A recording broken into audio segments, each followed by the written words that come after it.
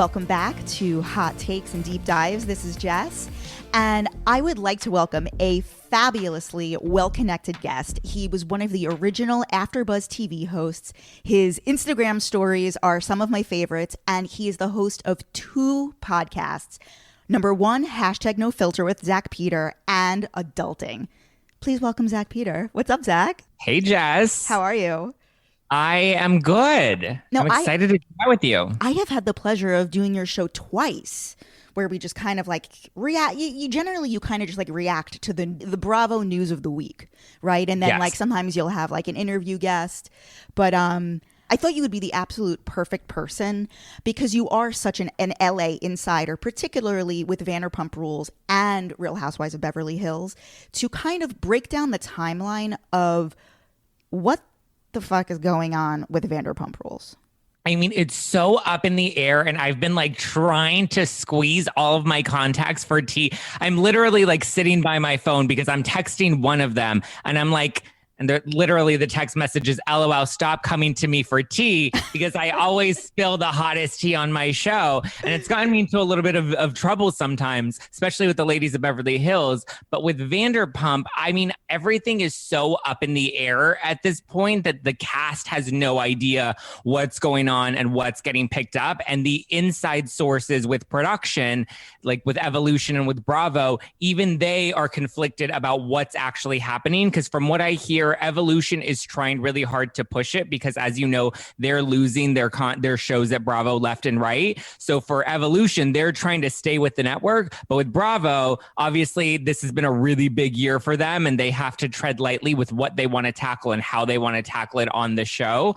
So, I mean, at this point, I have a theory of what I think is going to happen with Vanderpump, but like at this point, there's like zero definitive answers, and it changes like every day.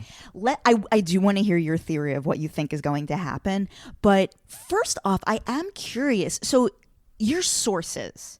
Now, I'm not asking you to like name these people, but are they people like, are you talking about certain people are like line producers? Maybe somebody is in casting. What are the general job roles of your sources? And are these just personal friends of yours? Like, how do you actually know them? A lot of them are personal friends and relationships that I've built just in Los Angeles over the past like 15 years. Because the thing is, like, LA is the type of city like New York. If you're not born and raised here, the city can eat you up and spit you out. So the people that stick around for 15 years are the ones that you build these relationships with. And then you end up being industry people and you're connected to all these different shows. So some of these people I've known for a really long time, and they're close to production and close to the cast members. And they're very, very savvy and close. They know exactly what's going on. Mm-hmm. They're in it. They're in the mix. I'll say that. So basically where we stand is we have three different sources which have kind of spoken out publicly. Number one, we have the gossip blog Tamara Tattles, which is actually a very reputable gossip blog. If you guys like don't know Tamara Tattles, do we know, is it in fact a girl that's doing this? I don't know. She's pretty whoever this is pretty anonymous. I don't know. Whoever it is very anonymous, but people that I know that know Tamara Tattles, I believe we're all under the impression that it's run by a woman. Okay. So you've got Tamara Tattles. You got our mutual friend, Kate Casey, who is very well connected. She's, the guest that I've had on many times. She's very connected because she lives down in the OC. So she's very connected to Real Housewives of Orange County and Beverly Hills. It's kind of like the whole Evolution production team. And in this case, her source is Bill Langworthy, who is the executive producer of Vanderpump Rules. Well, she's saying that it's actually not her source. Tamara Tattles outed her source on her blog, and then Kate posted on her Twitter, and then I was even DMing with Kate, and I believe that is not her source. See, this is why it's confused. It's so confusing because everybody's like trying to connect all these dots together, and they just keep falling apart.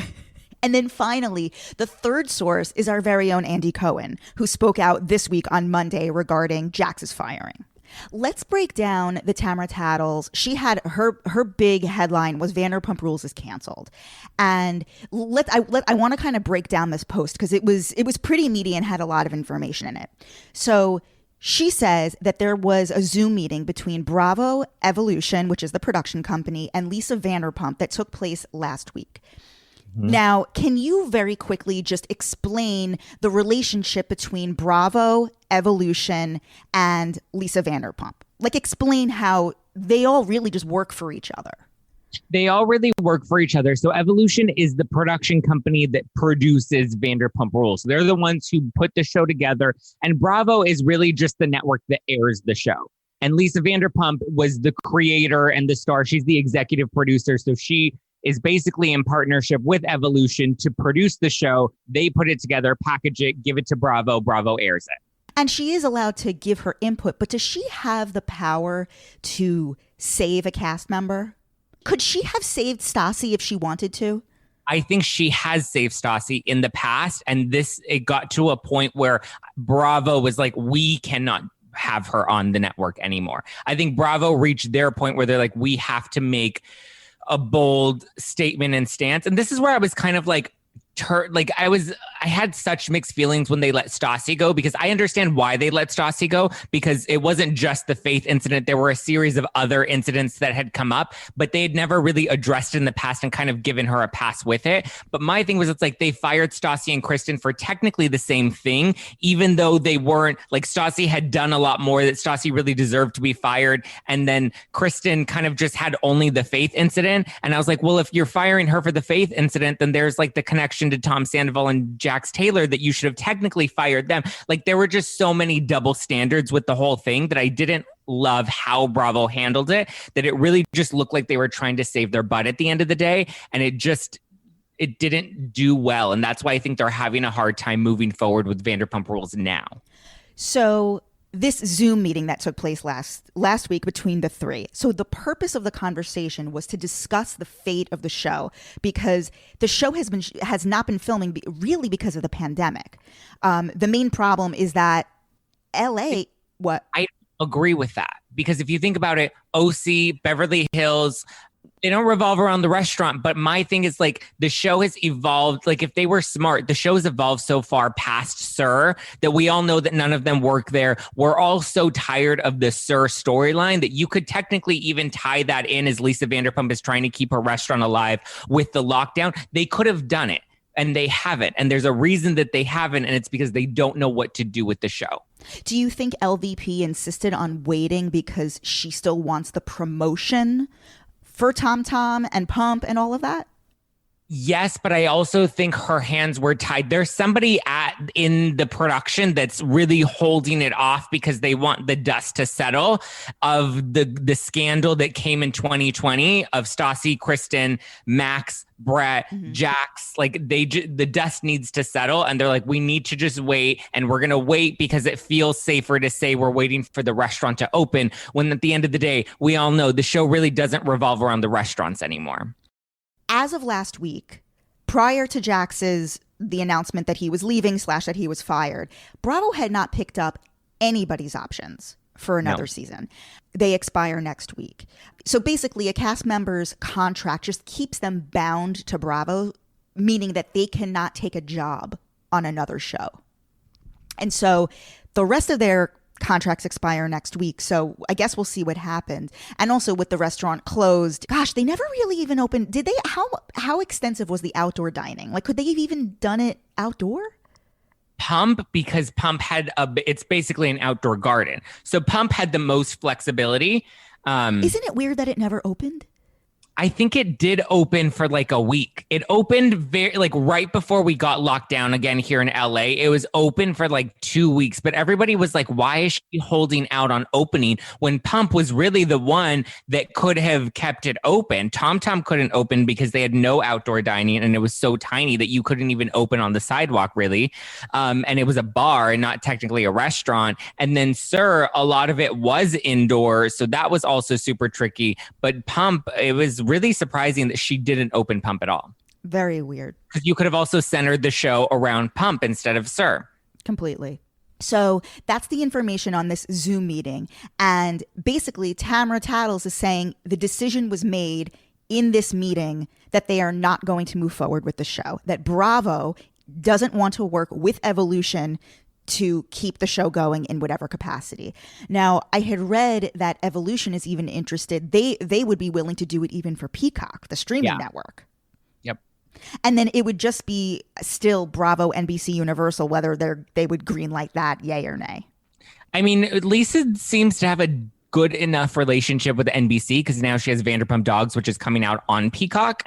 So that's a possibility. But I just think the show itself, like the reputation of it is so tarnished. And I think that's where Bravo is looking at it. You know, I think Evolution sees that there's still money in the franchise. There's still money to be had there. But I think Bravo is just like, it's so scandalous and tarnished at this point that like it's a lot to keep it going.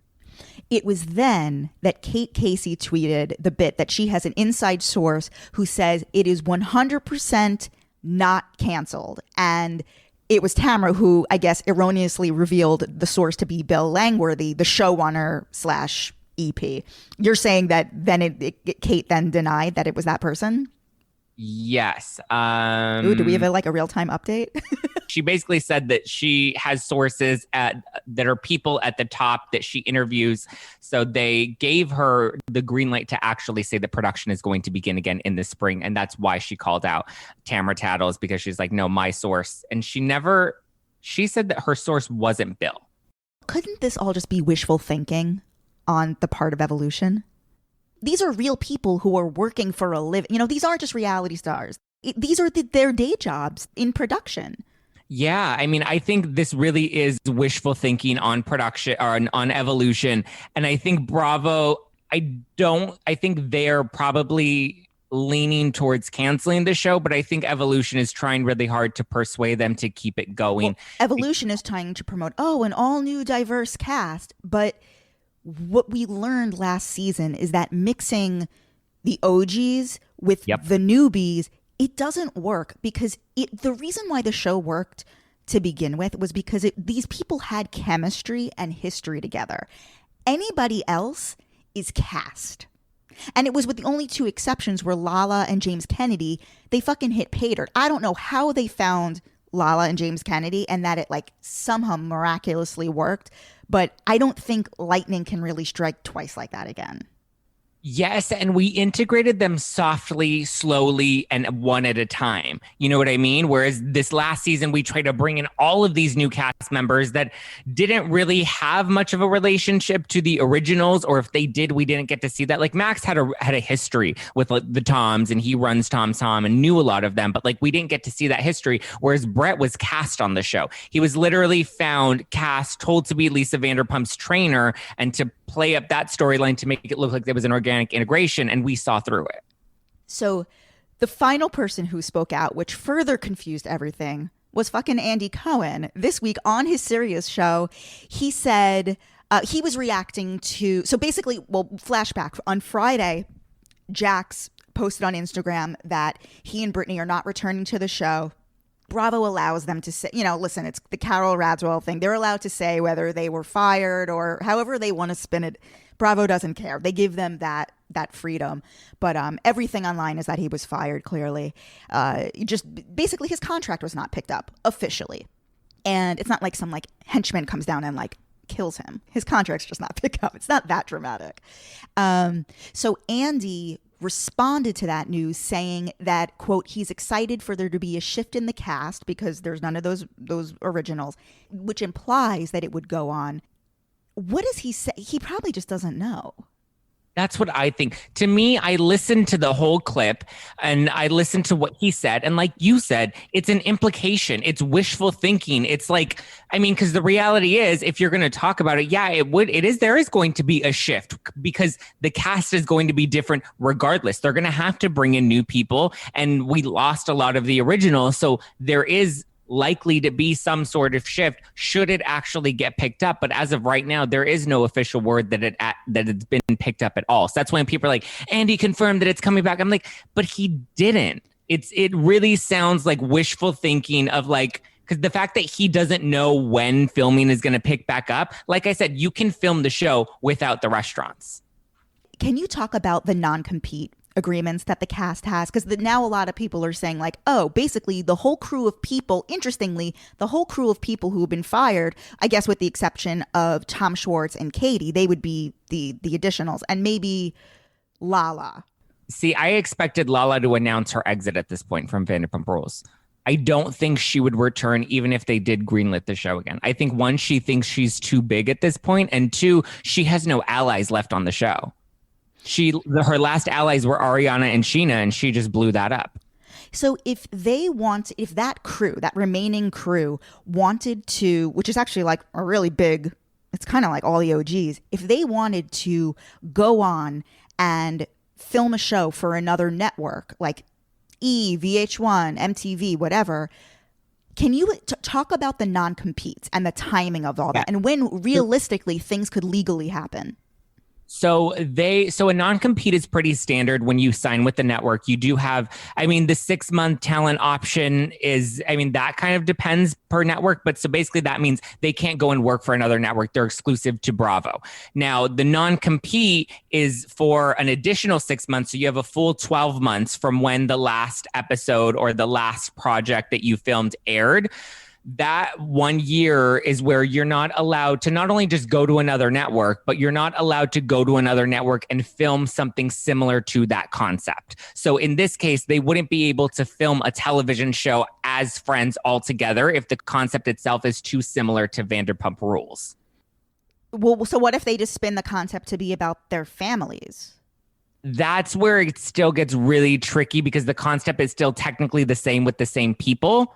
So to put it in a better example, so Lala basically wouldn't, we'll say Sheena, because Sheena's more of a shoe-in if it continues to, moving forward. If Sheena wanted to leave Bravo now that her 6 months is up, she still has another 6 months where she can't go to say E and film a reality show about a group of friends, a group of other people. But maybe after that 6 months, she may kind of have that option to join like a WAGs or a Real Housewives a Housewives type of show on E where it's an ensemble cast. But the Vanderpump Rules piece, because a lot of people are coming out and they're like, well, why can't Randall just come out and produce this show with all of them for another network? But that's where we get into the issue with the IP, which is the intellectual property, which is technically owned by Lisa Vanderpump and Evolution. And so they technically own the concept of those people that came from SUR that are friends that are now living their lives out. So I think that's where it would become a legal issue even beyond the non-compete agreement because the concept was already developed by somebody else. And depending on what the trademark or copyright or patent legal stuff is, which I don't know, depending on what they have trademarked or copywritten, they might not be able to even do that at all. If they legally cannot film a show altogether, what does Stassi do? What do Jax and Brittany do? What does Sheena do? And even like somebody like poor little James Kennedy, what the fuck's he going to do with his life? What they can do, and what I think is the smartest move if Evolution or Bravo wants to keep the franchise alive because there's so much money in it, is to do a spinoff that surrounds one or two of them. So in this case, I think the smartest thing, if Bravo and Evolution want to keep the franchise alive, the smartest thing would be a Tom spinoff because you still get the restaurant integration, you still get Lisa Vanderpump, and you still get the original cast members. Even the ones that were fired from Vanderpump Rules, they have the option to make appearances on Tom to support their friends. I think that's highly unlikely. I think Stassi and Kristen and Jax will never go near Bravo again. I think they're like, fuck you guys. We gave you 8 great seasons and bared everything, and we were bad kids, and you enabled this behavior and encouraged us to behave badly. And then all of a sudden you're held accountable and you're going to dump us. They were rewarded for it consistently. Stassi had a series of doing these really terrible things. Jax had a series of doing awful things on the show. Like Stassi and Kristen stuff happened off the show, but Jax did it on the show and continued to be rewarded for that. And so you can't then, it's like when you get upset with the kindergartner for coloring on the wall with crayons when you gave them the crayons and left them alone. You know what I mean? Like you can't, like, yes, we need to hold them accountable, but at the same time, there needs to be personal accountability as well. And I think that comes from the network. And I think that comes from us as viewers. We also enabled that behavior by watching it and giving them the high ratings.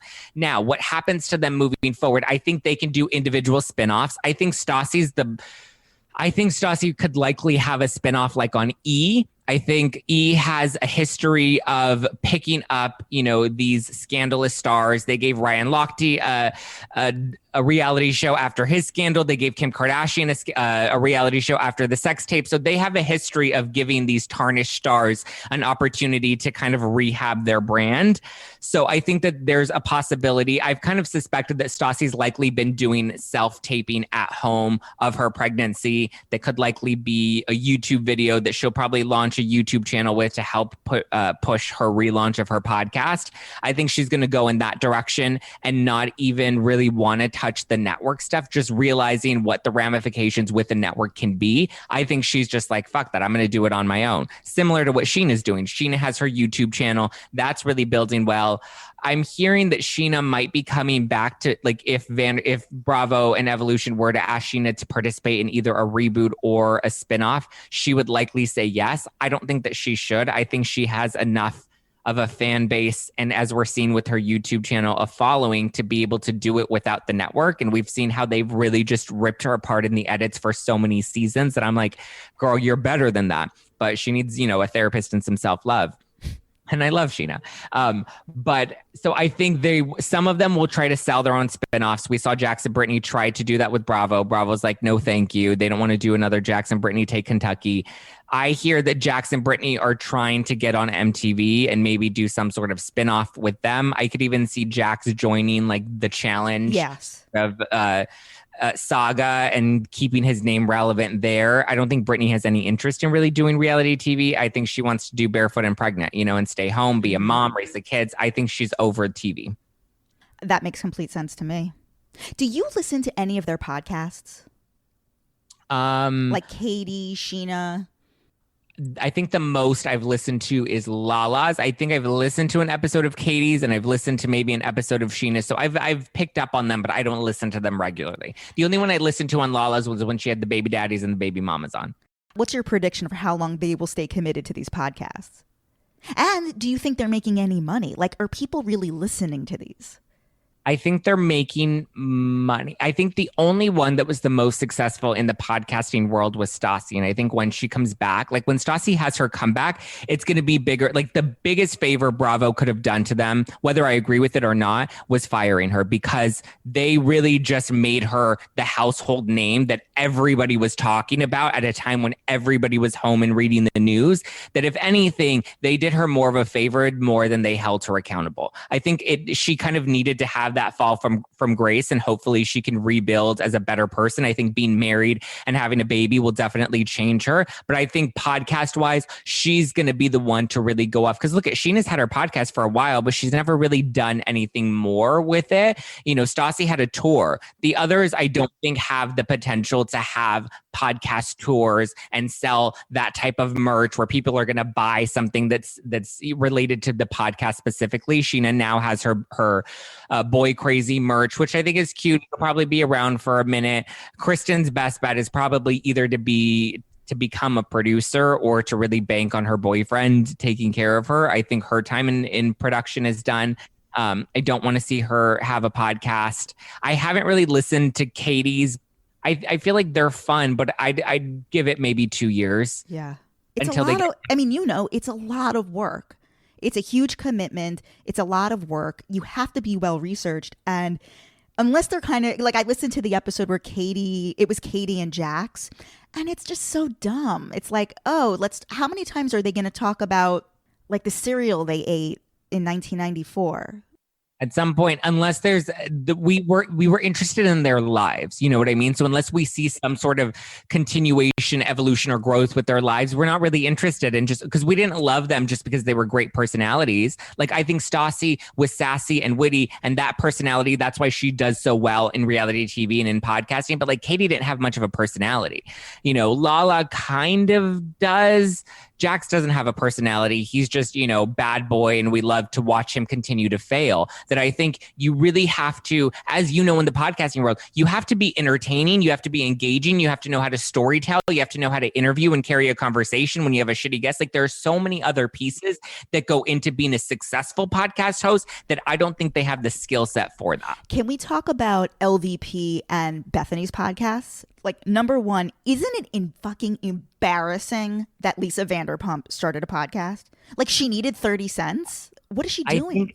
I think what's more embarrassing, Jess, is that my podcast downloads do a little better than her podcast downloads do. Because I actually went on a deep dive on it the other night where I was listening to old episodes and looking at it. And I was like, really? Like, this many people she has only this many people that's watching her podcast. I mean, those were just YouTube. You can't see the audio downloads, but I just don't think people are that interested in that with her. You know what I mean? And I think you're right. It is a little embarrassing because it feels like they're trying to do something that they think is going to work, but that like, it just doesn't fit. Okay. Bethany's. Have you listened to this? I've listened to one episode of Bethany's podcast, and it wasn't terrible. Who was the guest? I think it was Mark Cuban. Oh, that was like the first episode. Yeah, it was literally like the first episode. Oh, and I think I listened to the Paris Hilton one too. Okay, so I'm glad you brought up the Paris Hilton one. Bethany is my, like, she is annoying and obnoxious, but I think she's the greatest reality star. Bethany is my number one. Again, and she's great because she has a personality, she's captivating, and she can have conversations with people. So she has like that outside of the show. Here is my observation and my critique of the podcast specifically. Okay, on her episodes release on Tuesdays. You open up in the podcast app. These episodes are like, on average, 34 minutes. The first 6 minutes of an episode is her like doing a rant, which I like. Then there's maybe an ad or two. And the guest is, say, Paris Hilton or Ryan Murphy. They're 20-minute interviews. When she has been promoting the podcast, she keeps saying, these people are giving me an hour of their time. It's an hour with Ryan Murphy. It's an hour with Maria Shriver. Okay, the Paris Hilton episode was like 37 minutes. The first 15 minutes of that episode was her and Dorinda. And meanwhile, they don't even, whoever's producing this podcast, they don't even fill out the show notes. Zero. So you really don't know what you're getting unless you listen. But how is she only releasing 20-minute interviews with these huge guests? That's the part that for me, this is why so I love Bethany and I love her conversational interview style. And I think she's very entertaining. I don't love the podcast because it is that short form and it doesn't work for what she's trying to do. Because look, I'm the biggest fan of short form podcasts. The first couple years I did my podcast, they were only 30 minutes, and I had guests on. I tried to break it up into segments, and even to this day, it's very rare that you'll get an hour on my podcast. Like, you usually get under an hour, but like I go into it with that mind frame. So whether she's really taping with these people for an hour or not, we're getting such a little bit of it, and we're getting this rant that takes up a bit. Like, a 30-minute interview is, you need the 30 minutes to really get to know the guests and like enjoy and appreciate that interview. That the fat at the beginning of the episode where it's her ranting, like I think if she did it to like 45 minutes, that would work a little better. But I don't love whoever is doing the podcast. They aren't a professional podcast producer. And I just think that she could do so much. Like, if she did an hour and she did like a 10-minute rant and then like an in-depth 45-minute interview, I think that podcast would be so much better. She should have Dorinda on every episode. she should have the old other house, like the ones that like people like Dorinda or even like just other reality stars that she knows to bring on and just shoot the shit at the beginning of every episode. That would do so well for her. People would tune in for that and then stay for the interview. Exactly. I mean, nobody's really tuning in for Mark Cuban. You know what I mean? It's a bit of I know they were all on Shark Tank together, but like I tuned in for Mark Cuban because I wanted to understand her concept of I'm bringing these game changers on the show to get to know them and to humanize them. And I listened to the Mark Cuban interview and I was like, I didn't get anything from this other than they go to lunch and he's such a down to earth dude. But like, that's nothing new. Like that he's a down to earth dude that like pick his brain. Like, let's have a conversation about like either give me a girl boss Sophia Amoruso type of podcast where it's business, it's a work party with Jacqueline Johnson, or give me, you know, Bethany shooting the shit. But like, I think the two of them, the concepts she hasn't quite found her footing in the podcast world yet, which is fine because when we started our podcast, we didn't know what the fuck we were doing. We had to figure our way out. And then eventually, you know, we fell into what we do now. Putting a bow on Vanderpump Rules, your prediction.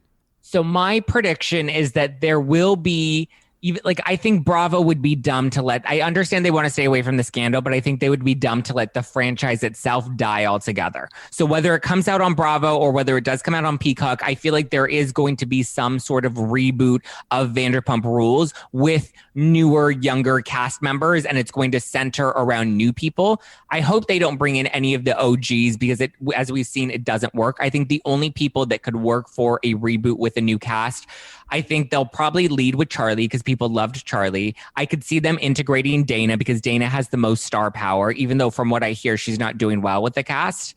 They're not all loving her at the moment. And then I could even see them mixing in James and Raquel as somewhat of the OG sort of feel to it. But I think a reboot with the new cast is the most likely thing to come out of Vanderpump Rules. And then I think their smartest move would be, and I think I mentioned this a little earlier in your show, is a Tom spinoff that's led by the two Toms. We have Katie, we have Ariana, and then the ones that want to come and dip in, the other OGs that want to support them, likely Sheena, will come and support them and keep that alive. And I think the Tom show will be fun. It'll be lighthearted. Maybe it'll last 3 years, but it won't be high drama. It'll just be like a fun reality show, like a Don't Be Tardy to the Party that we'll kind of watch and, you know, mindlessly not really pay too much attention to.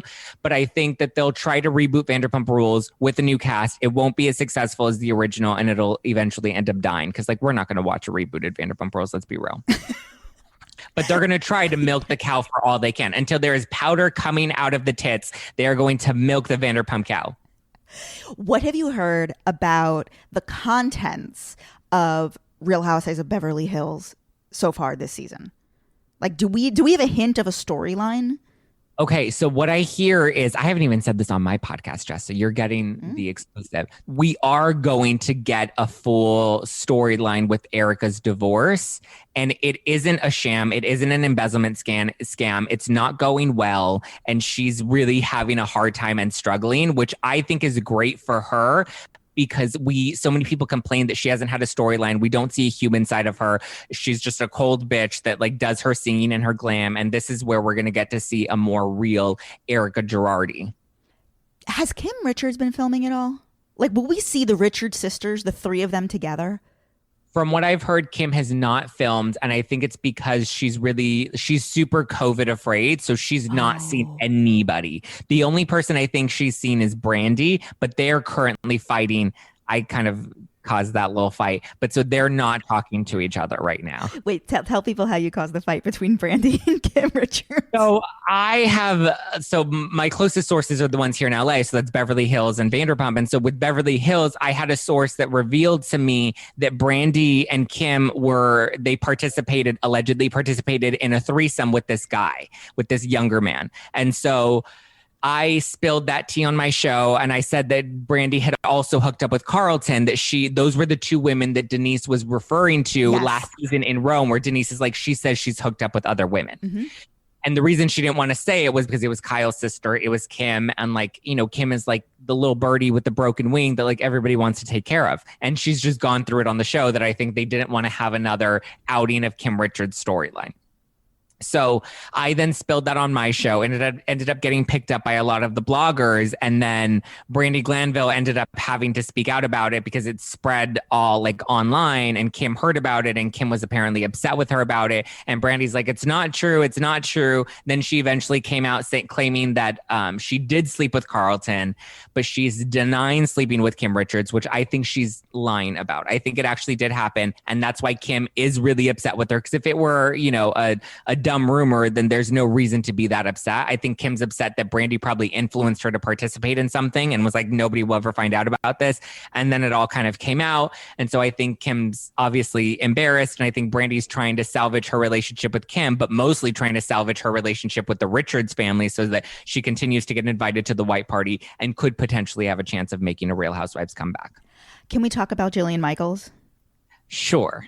So the No Filter is like your Bravo gossip, that show. You have this other show called Adulting, which you have with a co-host. Talk about Adulting.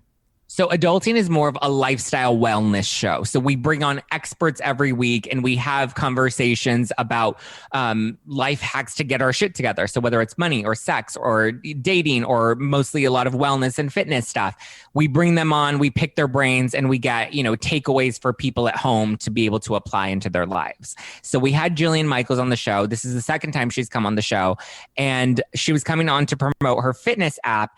And I decided to ask her because it was relevant this year. I was like, so you've obviously faced your fair share of critics. You've obviously had a lot of criticism in your career building your fitness empire, and you've continued to persevere beyond that. This year, we saw people like Tanya Zuckerbrot and Teddi Mellencamp from Real Housewives of Beverly Hills come under fire for their programs. What advice do you have for these women, considering you've gone through this where people have tried to rip you apart? And she didn't really say anything bad about Teddi.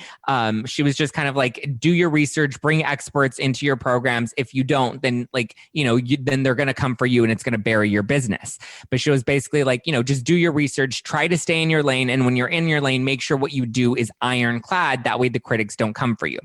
So then that ended up making a lot of headlines for Jillian telling Teddi to basically stay in your lane.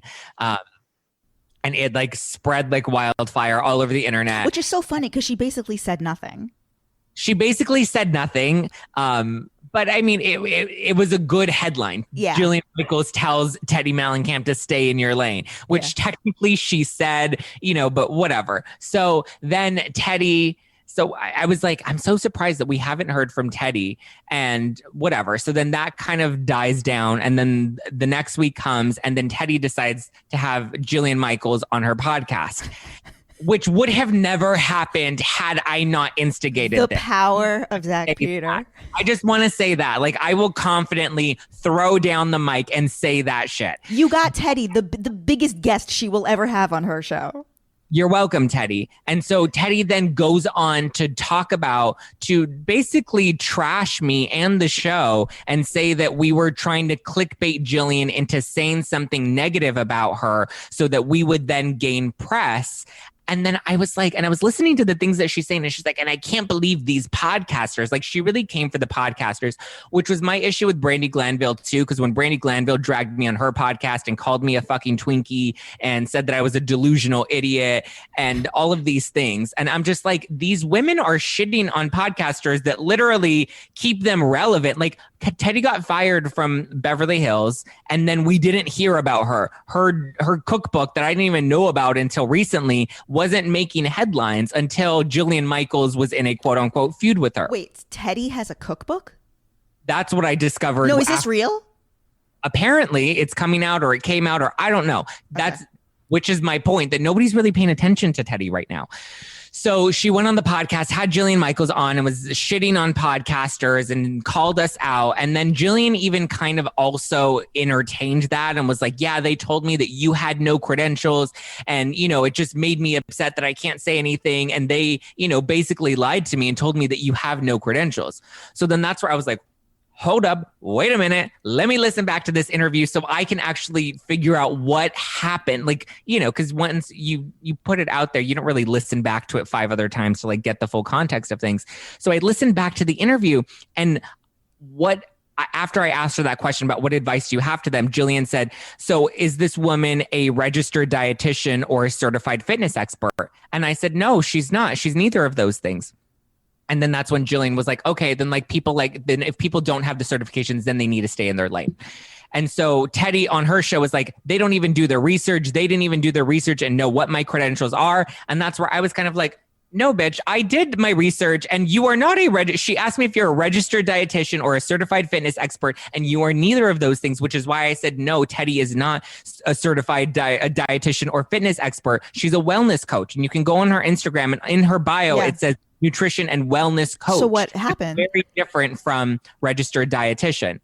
So it was just a stupid little, I'm over these women dragging podcasters. Oh, but did you? I want to know. Did you have a moment in the end with Teddi or no? I responded to her on my podcast and I played the clips and I was like, this is what was actually said. This is, whatever. And the thing is, I've had conversations with Teddi's team for at least the past 2 years to have her on our show. Mm-hmm. And then the funny thing was at the end of it, she was like, or her team was like, no, they didn't feel like my shows were big enough to have Teddi on as a guest. So the irony was that I ended up having Jillian Michaels on the show, who then made all of these press headlines for Teddi. And then Teddi has the nerve to then go and shit on me and my podcast. And the thing for me is, it's like, if you come for me for no filter, because again, that's a gossip and reality TV podcast, that's one thing. But to come after me for adulting and say that we bait our guests into talking poorly, as if I think about how I'm going to ruin Teddi Mellencamp's life with Jillian Michaels. Like, I have other things to actually think about Teddi. Zak Peter. I haven't heard from her. I mean, I think that really does it. You said it all. Yeah. So I guess that's that. More to follow with Vanderpump Rules. More to follow with Vanderpump Rules. So another thing that came out just the other day, like within the past 48 hours, is Brittany and Jax are now responding to people in the comments, which got picked up because people were like, why did you guys write and release the exact same statement? Yeah. And so they were saying, well, we didn't actually write it. We weren't actually allowed to say what we wanted to say. This was pre-written for us, and that's what we posted. So I'm just kind of like, I can't wait till they can finally talk about it when the non-compete is up and they're released of all of their contracts and they can really spill that tea. I wouldn't be surprised if they tried to start their own podcast, and I don't want to see it, but I wouldn't be surprised. Do you think... You know how Jax has often said that, like, he doesn't want to raise his kids in LA? Do you think, but isn't LA the only place where he can make money? Like, he has always said he wants to move back to Florida. Isn't he chained to LA? I feel like I feel like nobody's really chained to LA at the moment because production in LA is super halted. That I could honestly see them. Well, actually, I couldn't see Jax moving to Kentucky, but I could see Brittany wanting to move out of LA to kind of settle down, and him coming to LA to film whatever projects he needs. I think they're going to have... It's really hard because I think Brittany is really done with the whole entertainment Los Angeles production world. I don't think she's going to want to do it at all anymore. She got what she needed. Yeah. She got what she needed. I mean, this was right place, right time. I mean, supposedly she sought him out. She knew he was going to be at a certain place. Claims she never knew who he was. There's a little skepticism around that. I mean, she took it all the way. She took it all the way. I think the thing that's going to keep them in LA for a minute is the fact that they all just signed mortgages on their homes that is going to have to keep them in LA, and they're going to have to work. So whether it is pimping out a podcast or pimping out Fit Me Tea on Instagram, like Jacqueline Larita, like whatever they got to do, they're going to do it to keep the mortgage paid. And that's going to be a really tough one. And I wouldn't even be surprised if we saw a future headline of like Jax and Brittany's houses in foreclosure because they couldn't pay their bills and now they're moving out of Los Angeles and moving to probably like Texas. Mm-hmm. All right, tell everybody. So hashtag no filter, adulting. Is it hashtag adulting or just adulting?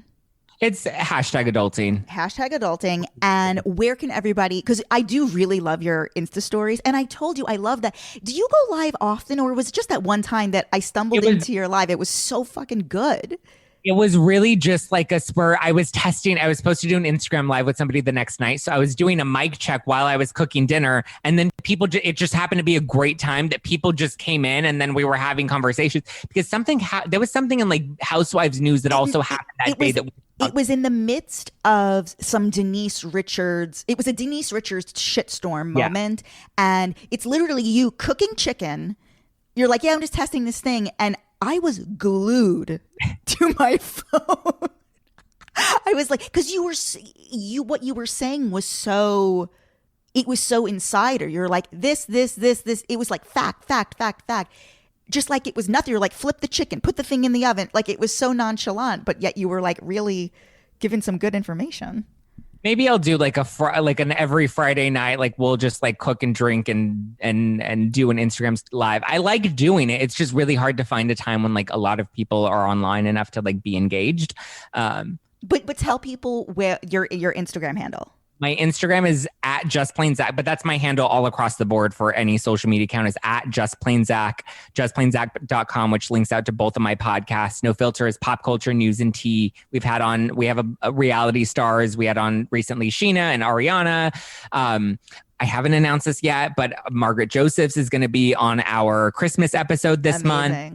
And then hashtag adulting, again, is more lifestyle and wellness. So we have like experts that like help us feel like we can handle adulting. Where you still somehow manage to, you still manage to step in shit there too. Still manage to step in some shit and make some headlines there too, yeah. Guys, you can follow me, JessXNYC. Definitely follow the show account for upcoming episodes and just letting you know what's out that day, hot takes, deep dives. And Zach, please come back. You're so much fun. I love you. You know I'm a fan. I love you too. All right. Thanks, guys.